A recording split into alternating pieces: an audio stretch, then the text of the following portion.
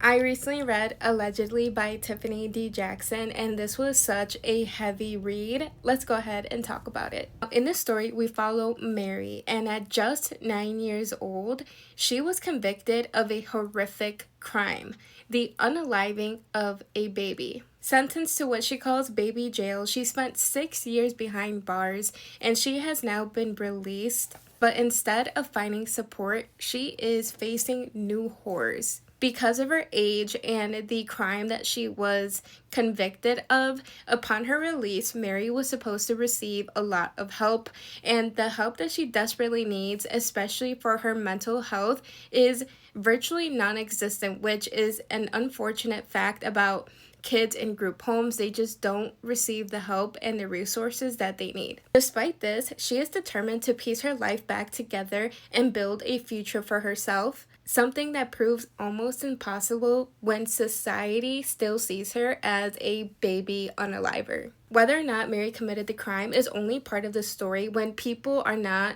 easy to forgive and forget such an awful crime, even though the accused was a child herself. I mean, she was 9 years old when this happened. As she tries to move forward with her life, she discovers that she is now pregnant, and for the first time, she finally wants to reveal her truth and clear her name. We follow Mary's journey as she fights to reclaim her life while uncovering the truth of that fateful night. We also explore her complicated relationships, especially with her mother, who relied on Mary far more than a child should have to bear. Overall, the story will grip you from the beginning because it is very emotionally charged, and it is as bleak as it is powerful, and the writing will pull you in and you will feel Mary's pain, her frustration, and most of all, her desperation to reclaim her life. If you are looking for a dark YA thriller that will keep you questioning up until the very end,